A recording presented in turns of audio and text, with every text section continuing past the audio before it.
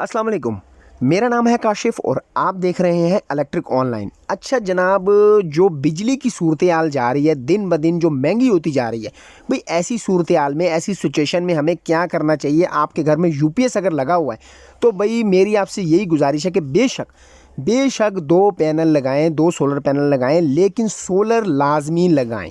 उसकी रीज़न ये है कि भई आपके घर यूपीएस जो बैटरी को चार्ज करता है, नॉर्मली एक आम यूपीएस जो बैटरी को चार्ज करने के दौरान 250 से 350 वाट बिजली खाता है।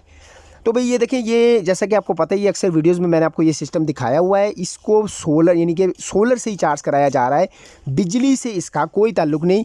आपने यूपीएस के आगे जो चार्जिंग वाला स्विच देख रहे हैं, ये इसको हमने वापडा से बिल्कुल नहीं चार्ज करा रहे हैं, इसको टेपिंग करके ऑफ़ किया हुआ है। ये 4 पैनल लगे हुए हैं और ये बैटरी जो है वो हम सोलर से चार्ज करा रहे हैं। इतनी बड़ी बैटरी अगर बिजली से चार्ज करानी पड़ जाए तो आपको पता है भाई, ये 350 से 300 वाट कंज्यूम करेगी।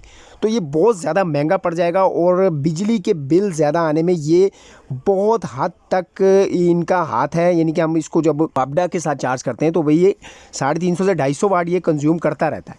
तो भाई मेरी आपसे यही रिक्वेस्ट है कि सोलर सिस्टम लाजमी लगाएं। बेशक 1 से 2 प्लेट से आगाज़ कर दें, लेकिन प्लेटें लाजमी लगाएं ताकि उनसे आप जो भी करंट कंज्यूम करेंगे उससे आप अपनी बैटरी को थोड़े से थोड़ा चार्ज करवा लें, और लोड शेडिंग के दौरान अगर आप यूज़ कर रहे हैं तो उसमें आपकी वो कारआमद रहे। तो वापडा से भाई इसको चार्ज मत करवाएं, ये ठीक ठाक जो है बिजली कंज्यूम करते हैं यूपीएस चार्जिंग के दौरान। तो ये सारा सीन है। मैंने सोचा आप दोस्तों को 2 से 3 मशवरे दे दिए जाएँ ताकि सोलर सिस्टम पे आएँ, लाजमी आएँ। बेशक स्टार्टिंग थोड़े से कर लें, भाई बजट को अपने मद्देनज़र रखते हुए 1 से 2 पैनल ले लें, उनके साथ अपनी यूपीएस वाली बैटरी को चार्ज करवाएं और उसके बाद आस्ता आस्ता इसको बढ़ाते जाएं और अपना फ़ायदा उठाते जाएं। छोटी सी वीडियो थी, मशवरा देना था। वीडियो अच्छी लगी, समझ में आई तो लाइक कीजिएगा, चैनल पे नए चैनल को सब्सक्राइब कीजिएगा। मिलते हैं इंशाल्लाह नेक्स्ट वीडियो में, तब तक के लिए अल्लाह हाफ़िज़।